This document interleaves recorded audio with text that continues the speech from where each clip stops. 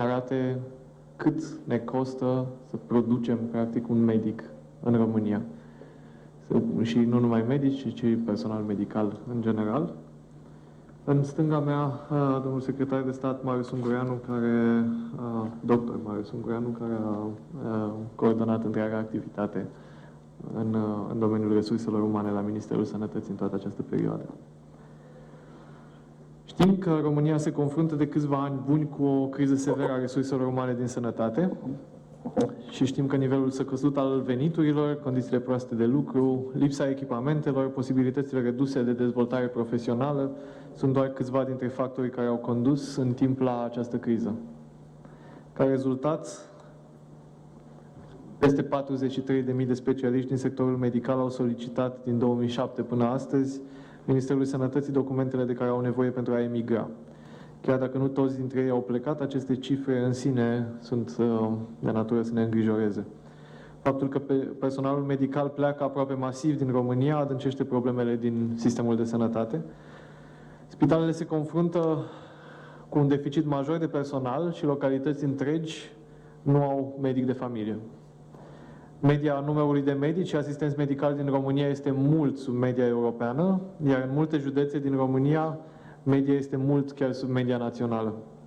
Această situație afectează siguranța pacienților români. Cu toate acestea, România pregătește anual mii de absolvenți ai învățământului medical. Un studiu efectuat de Organizația Mondială a Sănătății, pe care l-am solicitat imediat ce am venit la Ministerul Sănătății, ne arată cât costă pregătirea universitară a unui absolvent român de studii medicale. Suma este de 81.000 de lei. Și această sumă nu ia în calcul rezidențiatul, care implică de asemenea la rândul său costuri foarte mari. Dacă facem un calcul pentru cele 43.000 de persoane care și-au exprimat intenția de a emigra, statul român a cheltuit numai pentru pregătirea acestora, în timpul facultății, peste 3,5 miliarde de lei. Incapacitatea statului român de a motiva absolvenții să practice în România face ca aceste cheltuieli să fie deseori nu o investiție, ci o pierdere irecuperabilă. În luna mai, la începutul mandatului, am aflat că Ministerul Sănătății nu are o strategie pentru resursa umană în sănătate. Astfel, unul dintre obiectivele trasate a fost elaborarea unui plan strategic pentru dezvoltarea resurselor umane în sănătate, iar acum suntem în momentul în care Ministerul Sănătății a elaborat acest plan multianual pentru dezvoltarea strategică a resurselor umane în sănătate 2017-2020, un plan elaborat alături de Administrația Prezidențială și Organizația Mondială a Sănătății. Un plan care are ca scop să ofere o abordare strategică a resursei umane din sănătate pe 4 domenii mari. Acestea sunt guvernanță, formare, gestionare și motivare. Voi încerca să explic fiecare dintre ele. Îmbunătățirea guvernanței în domeniul resurselor umane în sănătate se referă la consolidarea capacității Ministerului de a gestiona resursa umană, ajustarea cadrului legislativ, de exemplu o nouă lege a rezidențiatului, colaborarea cu autoritățile publice locale și implementarea politicilor Organizației Mondiale a Sănătății. Al doilea punct este legat de ajustarea formării. Ajustarea formării personalului medical se referă la necesitatea preluării abordărilor centrate pe competențe și pe mix de aptitudini, de sisteme de recompense și oportunități de dezvoltare profesională continuă. Al treilea capitol privește implementarea managementului modern al resurselor umane în sănătate și se referă la îmbunătățirea și simplificarea procedurilor de recrutare a personalului medical, îmbunătățirea mediului de muncă, îmbunătățirea calității bazelor de date privitoare la personalul medical, precum și crearea și implementarea unui mecanism eficient de planificare a resursei umane în sănătate. O mică paranteză, dacă vă uitați numai la 2 cifre, și anume la numărul de absolvenți în fiecare an și la numărul de personal nou angajat în fiecare an în sistemul sanitar, veți vedea că la capitolul planificare nu stăm foarte bine. Motivarea personalului medical de a practica în România se referă de asemenea la aplicarea unor politici de salarizare bazate pe performanță și rezultate, acordarea de facilități pentru exercitarea profesiei în zone izolate, acordarea unor stimulente financiare sub formă de prime și garanții de stat, recunoaștere publică profesională în contextul afirmării sănătății ca valoare socială esențială pentru societate. Se poate spune că această viziune poate fi implementată pe termen lung sau, în cel mai bun caz, mediu. Dar Ministerul Sănătății a început deja implementarea mai multor măsuri din acest plan strategic. Astfel, în ultimele luni, personalul medical a primit salarii mărite, iar plata gărzilor pentru medici a crescut considerabil. Am flexibilizat timpul de muncă și am contribuit la transparentizarea concursurilor din sistemul sanitar prin obligativitatea publicării tuturor posturilor disponibile pe platforma posturi.gov.ro. Nu în ultimul rând, am reglementat mai bine modalitatea de selecție și evaluare a performanței managerilor de spitale, având în vedere că buna gestionare a personalului medical depinde într-o foarte mare măsură de managementul spitalelor. Este doar începutul și de succesul implementării tuturor acțiunilor din acest plan pe care îl prezentăm astăzi, va depinde dacă personalul medical va rămâne în România să asigure îngrijiri de calitate românilor. Bineînțeles că acest lucru nu ține de politică, ci orice guvernare trebuie să fie onorată să ducă la bun sfârșit această strategie. Și asta pentru că fără cadre medicale, un sistem de sănătate este pur și simplu un sistem nefuncțional. Și un sistem nefuncțional are un impact major asupra stării de sănătate a cetățenilor săi. Și vreau să dau cuvântul domnului profesor Brusati, care vă va prezenta principalele concluzii cu privire la costurile formării personalului medical din România. Thank you very much. The figures in the video and the speech by Mr. Minister probably lay already the foundation for my analysis. In the first part of this press conference, you discussed which investments the European Union is doing for Romania. Now we are discussing which investments Romania is giving out for free to the rest of the European Union, or at least to many countries in the European Union. We saw the numbers concerning how many Romanian citizens do not have access to healthcare. This is not because money is not spent on medical training. Money is spent on medical training, but many people simply take their diploma and come to my country or to Great Britain and practice there. My task was rather ambitious, understanding how much it costs to train one medical doctor. There are different methodologies. Cost is a relatively generic concept. Cost is a measure of the resources used. But the resources can be measured in different ways. We use the relatively simple methodology, splitting costs, dividing costs by the number of trainees. Some costs depend on the number of trainees, 100 trainees, 100 students, 100 scholarships. Others are more or less connected, the number of instructors. Others, such as repairing the building, do not depend on the number of students. We used the protocol that was validated by the European Office of the World Health Organization, and we collected numbers from 3 different universities in 3 different parts of the country, larger or smaller, in order to get as much as possible a picture, not only Bucharest, but Bucharest, Cluj, and Târgu Mureș.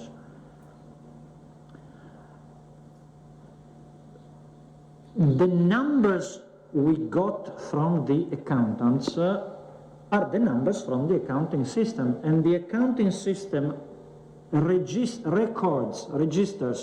expenditure based on their nature, salary, social security, scholarship, consumption materials, heating, etc., but does not highlight what this money is spent for.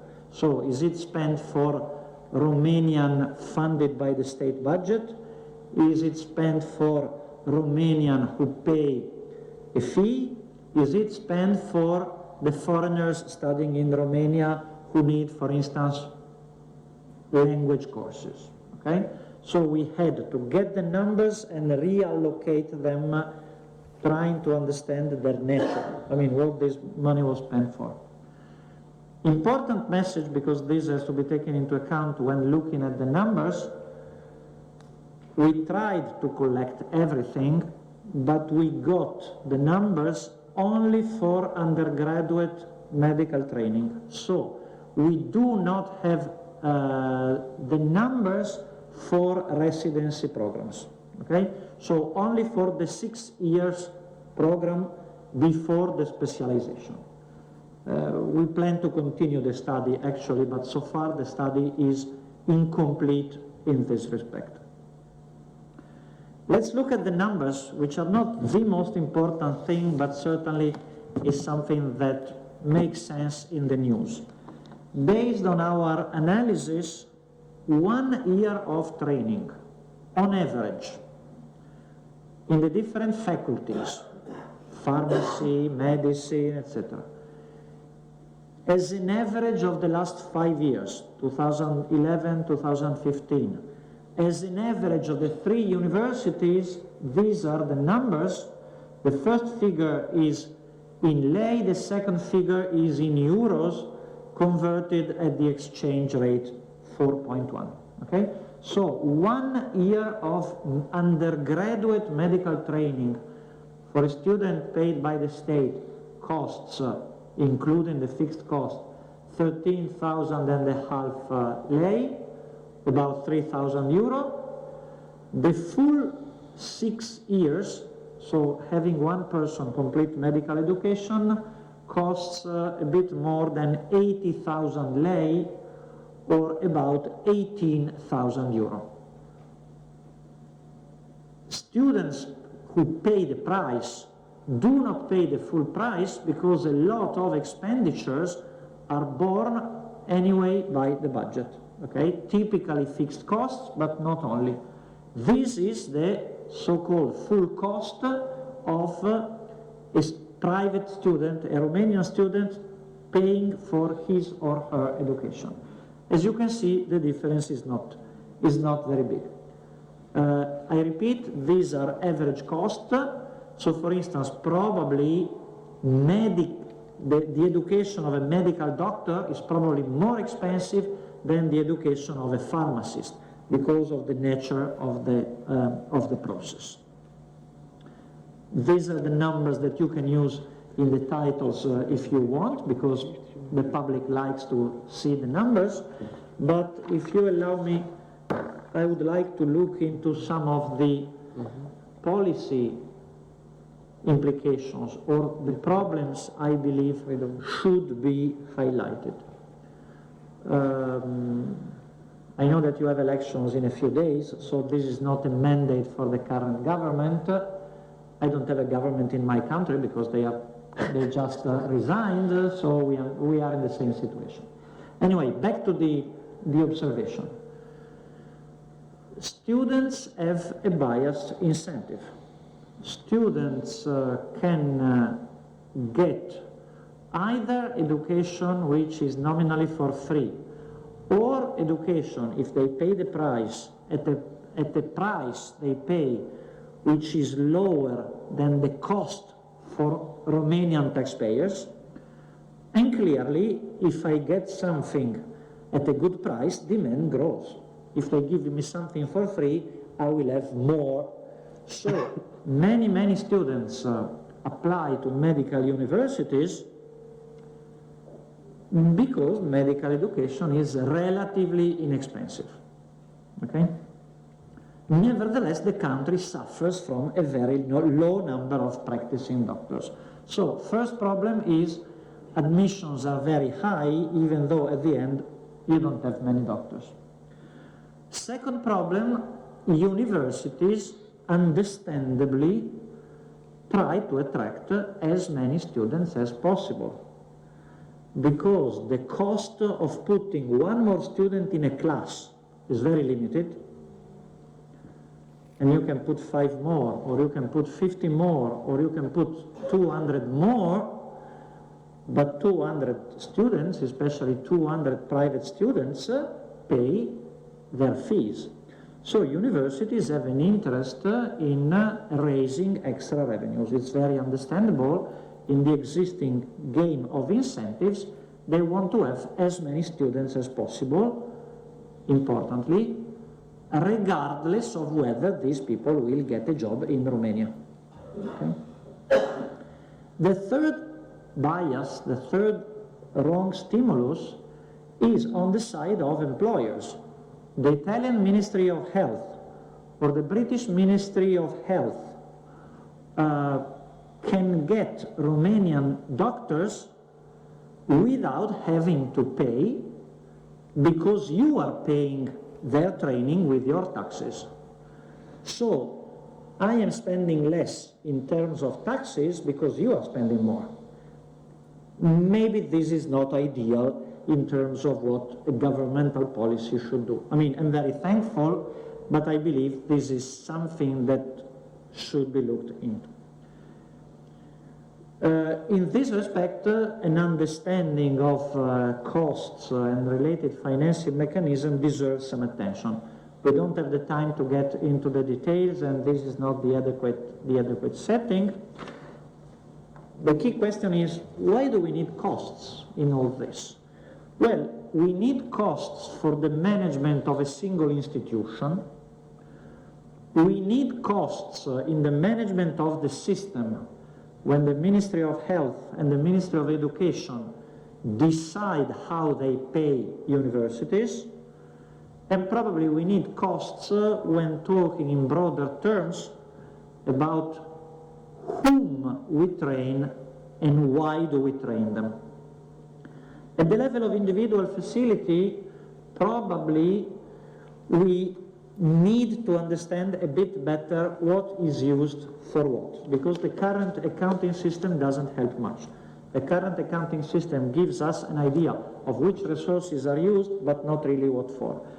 I repeat, our picture is still incomplete. The numbers we have are reliable, but we need to collect more numbers, especially on postgraduate training. Okay? The practical solution here is a more sophisticated accounting system, which is not just meant for the balance sheet, but is meant for control purposes, a management accounting system. Okay? I don't want to raise complex issues in this moment. I'm just mentioning the Italian example. In the Italian example, based on quality of training and based on cost, it was decided that not all universities offer all specialties. Because if you offer a specialty to 5 people in one town and 5 people in another town, not necessarily the quality is good, and definitely the costs are very high. Imagine neurosurgery, okay? Maybe it might make sense to train 10 neurosurgeons in a single university. I know this is very delicate. I'm simply mentioning it as an option, which is not only a way to save money, it's a way to develop those competencies and skills Mr. Minister was talking about earlier on in his speech. Another complex issue that I'm just hinting to is how are universities paid? What is the mechanism to transfer money from the taxes taxpayers are paying into the account of universities? What is the formula? What is the mechanism? Complicated problems, but if we have a good understanding of incentive, costs, etc., more meaningful mechanisms can be envisaged. A very delicate question, and I know this is again politically very delicate, is do you still want to pay for my healthcare in Italy? Okay? I'm very thankful. But is this what Romania wants? Because if you feel that this is not a fantastic idea, well, then something must be done, because you are giving a present to the doctors who enroll from the very beginning knowing they want to leave, and you are making, it's like transferring money not from Italy to Romania, but from Romania to Italy or from Romania to the UK, because you sent doctors that you trained and the British NHS does not have to pay for, okay? So, you know, imagine the British NHS or the Italian NHS save on training and they can provide more sophisticated care to their own citizens because you are paying for that. I'm not sure this is ideal. It's very difficult to imagine, I mean, there has been debates within WHO, and not only that we train people and then foreign countries pay us back. This is rather unrealistic unless you have a contract at the beginning. Someone comes to one of your medical universities and said, we would like you to train 300 gastroenterologists because we want to hire them. If it's done in advance, it's possible, otherwise it's difficult. The other option is to change the incentives, okay? It can be done in different ways. I'm just mentioning one thing. If someone joins the Romanian Air Force as a cadet and gets trained as a fighter pilot, this person, I am 100% sure, is not allowed to leave the Air Force the day when he or she completes his or her training. Obviously, they get paid more piloting airliners. Okay, they join Lufthansa and they work for Lufthansa. Okay, I'm 100% sure that in Romania, as in the rest of the world, this is not possible. Okay, if you were trained to pilot the planes of the Air Force on the basis of your taxes, this person has an obligation to serve in the Air Force for a few years. Then they decide. Okay. I know this is extremely delicate politically. Otherwise, you keep paying for my healthcare. That's the alternative. It might be that this is legally not possible. I think one point is extremely important, and this links to the general Planul Multianual we were discussing earlier on. Who decides the number of students paid by the state? The number of students the state paid for should be based on that plan, not be a number which has nothing to do with the absorption capacity. We are not talking about which profile will be required in 30 years that we don't know. We are talking about how many places will be available in 6 years' time. And we are talking about undergraduate education, not specialties. Okay? So we do have an idea. Will the Romanian healthcare system be able to absorb 2,000, 8,000, 15,000 doctors? Based on these numbers, the ceiling should be set to the number of students who can study paid by Romanian taxpayers. If we set the number above, so we expect that in 2023, Romania will need 2,000 people, and you are training 5,000, you are already making a present for 3,000 more people to foreign countries. Thank you very much for your attention.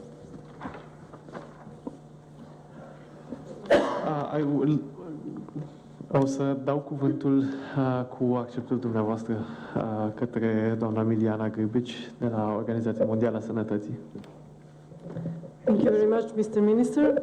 Good day to all, ladies and gentlemen. Thank you very much for this opportunity. I just wanted to highlight that what Professor Brusati was just very vividly explaining right now is mobility and migration, which is one of the components that are influencing, let's say, and contributing to health workforce, let's say, challenges that we are seeing in almost every health system in our countries, in our region.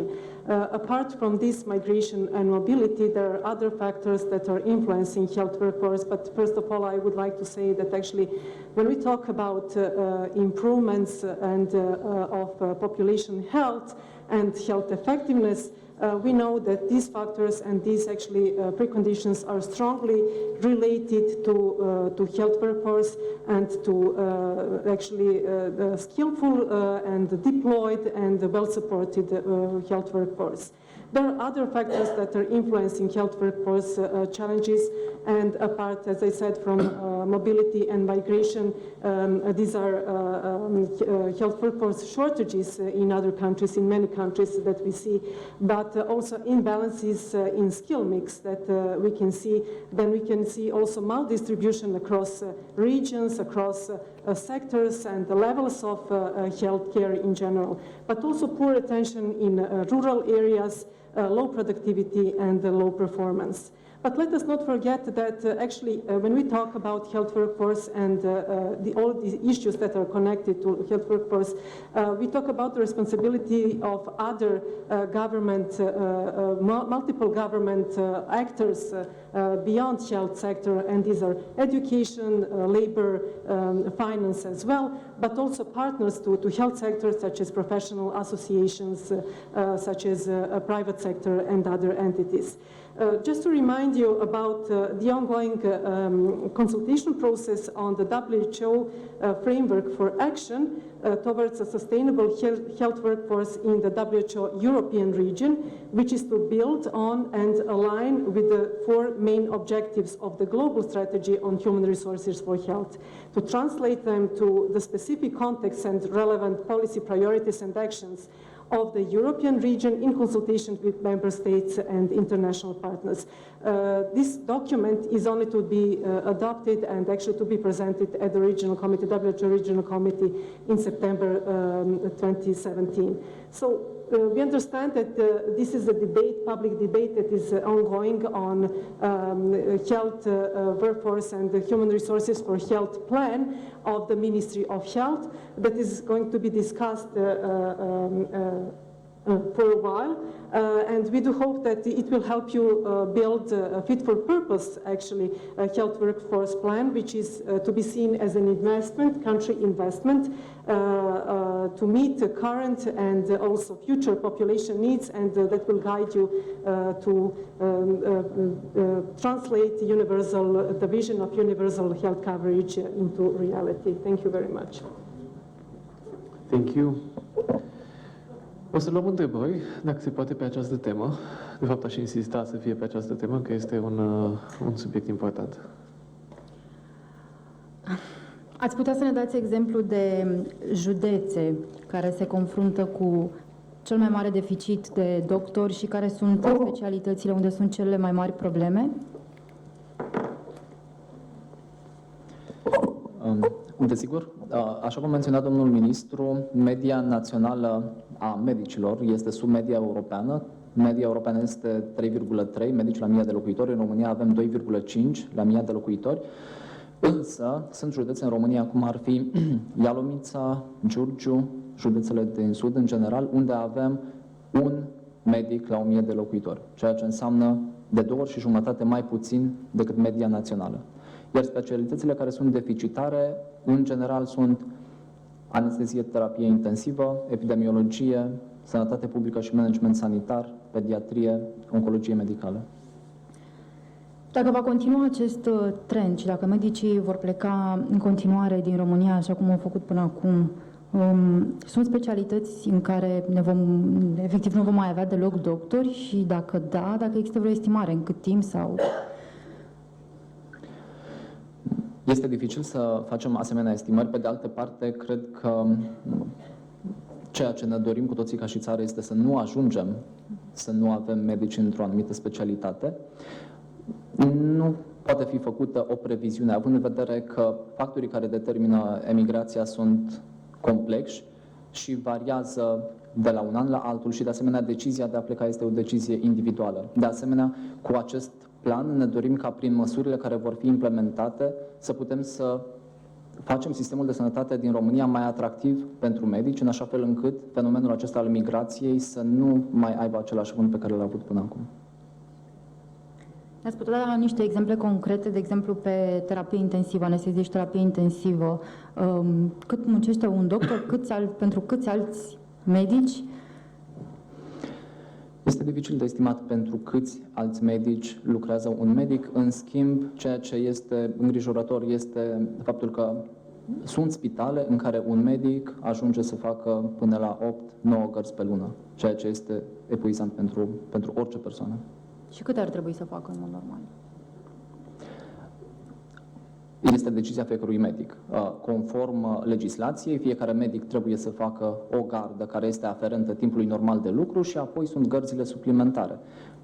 Este o decizie care este a fiecărui medic și depinde de specialitate până la urmă.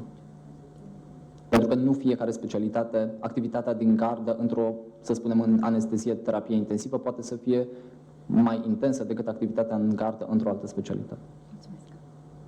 Cum îi veți convinge să rămână în țară exact? Îi veți spune să se deze niște contracte atunci când sunt specializați de școlarizați oamenii sau Nu. Pentru că pe migrația forței de muncă nu puteți să știți că e libera circulație. Desigur. Absolut, absolut. Un lucru pe care doresc să-l subliniez și eu este, așa cum spuneți, faptul că dreptul la mobilitate este un drept al fiecărui individ care nu poate să-i fie luat. De aceea noi nu putem să obligăm pe cineva să rămână în România, ci ce putem să facem este să facem condițiile din sistemul de sănătate să fie mai atractive, în așa fel încât, în momentul în care un cadru medical este pus în fața unei alegeri, să aleagă să practice în România. Planul de acțiuni pe care noi l-am conceput pornește de la problemele cu care se confruntă sistemul de sănătate și le știm cu toții.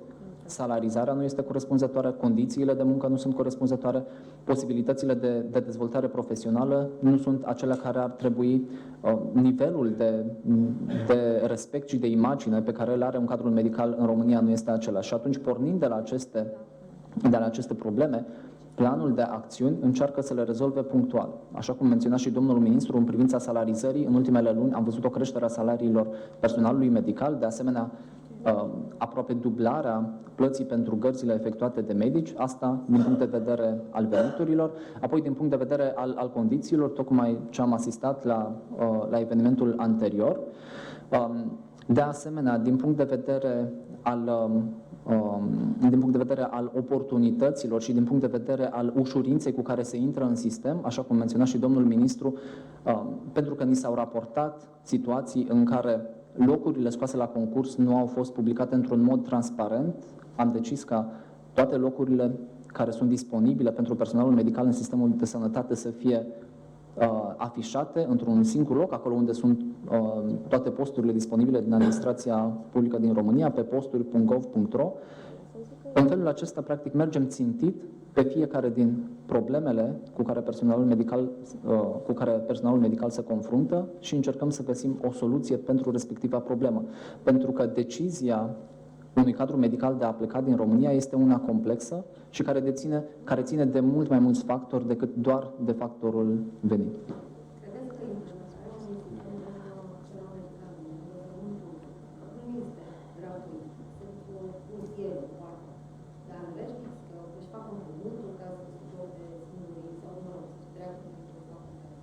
S-a predat în România și care a ajutat cumva și a stat la stoparea, să zicem, pentru că salariile vor crește în câțiva ani. Au crescut, e adevărat, dar e o etapizare până prin 2020.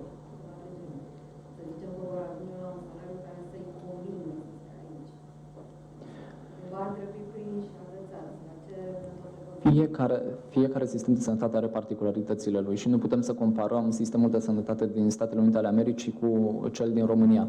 Pe de altă parte, planul pe care noi l-am conceput nu prevede nicio măsură de genul celei despre care dumneavoastră vorbeați.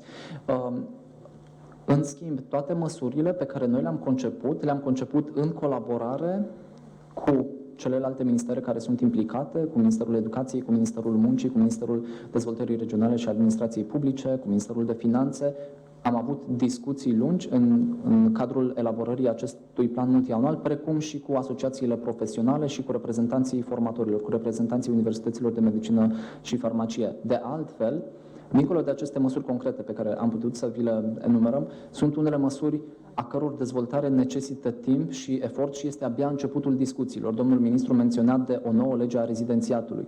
Sunt enorm de multe lucruri care necesită schimbări în modul în care se efectuează rezidențiatul, dar având în vedere complexitatea acestui lucru și multitudinea de instituții care sunt implicate, nu putem să venim peste 2 zile și să spunem aceasta este noua lege a rezidențiatului, ci este unul din punctele cuprinse în planul de acțiuni.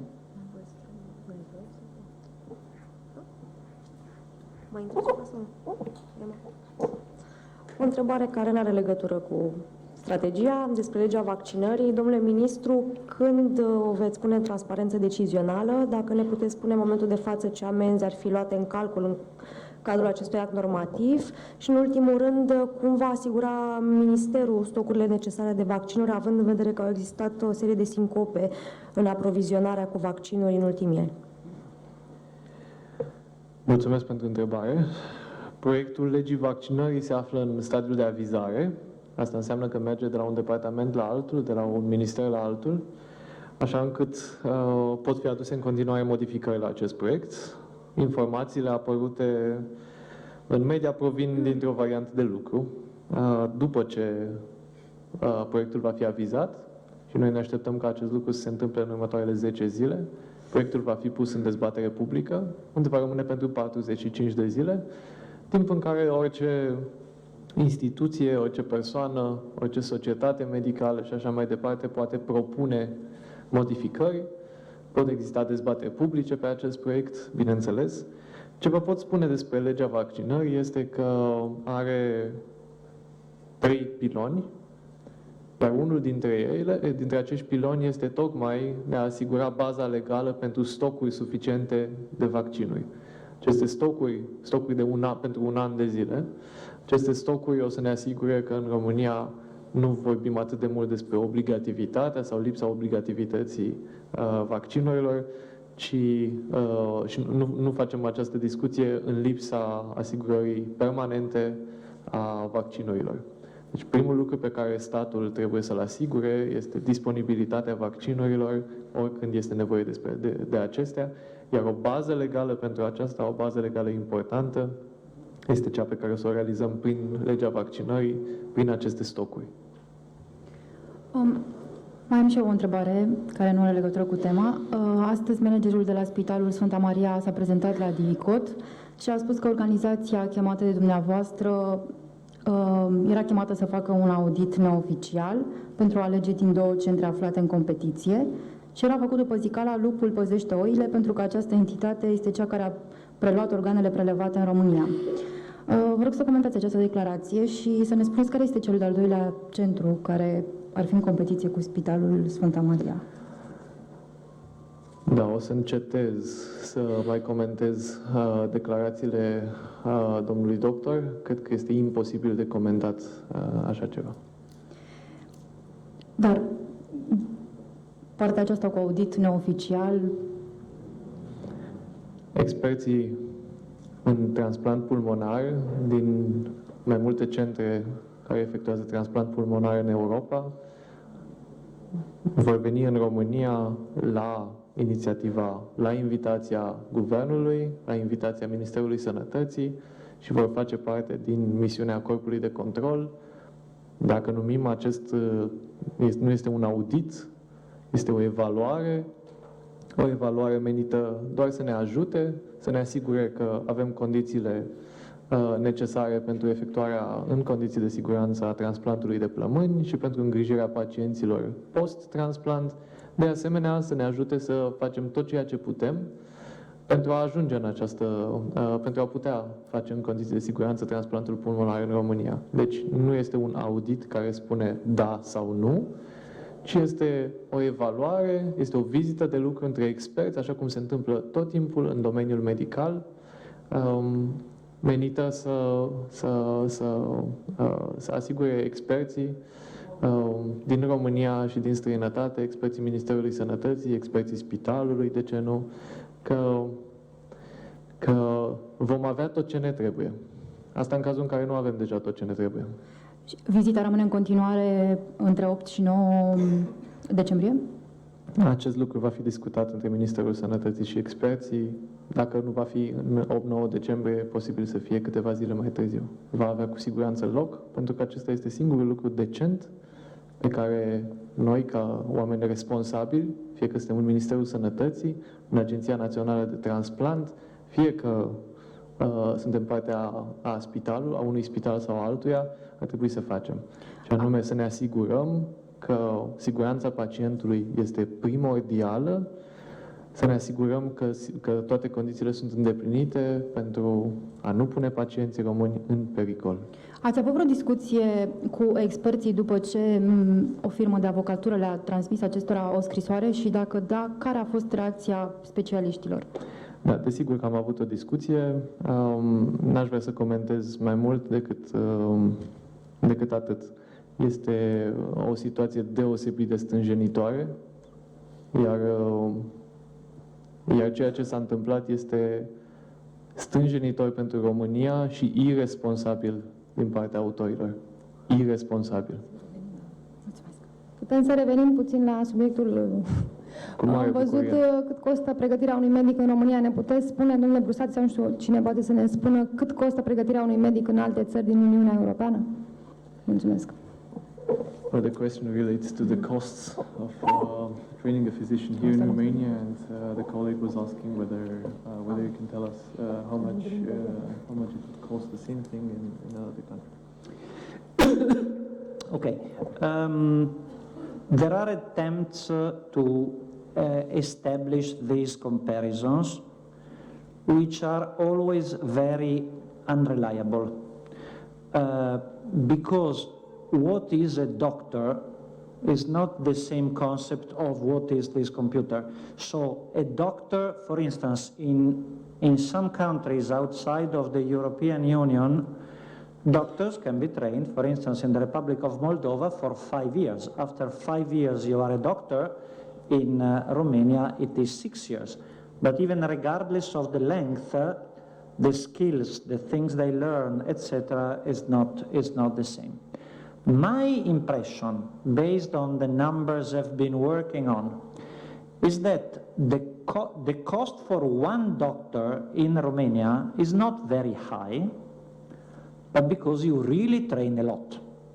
So if you bring more and more and more, the average cost is relatively limited, but then you should track how many doctors you need to train in order to have one person joining for real the health service of Romania. Okay? Doing a similar study in Chisinau, the standard was 3-to-1. So training 3 doctors in order to get one person which actually works in the Republic of Moldova. So it means that the cost for the country is 3 times as much. And I believe this is the important variable. Okay?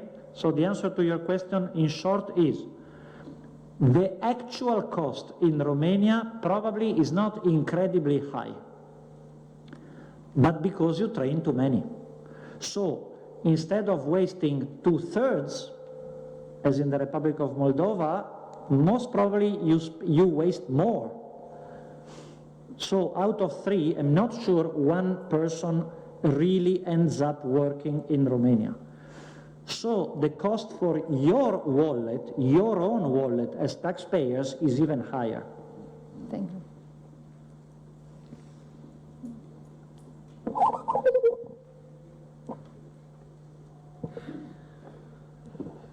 If there are any other questions.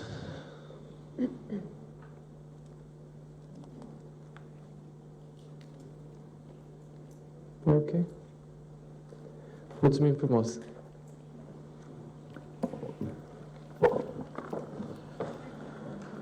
Okay.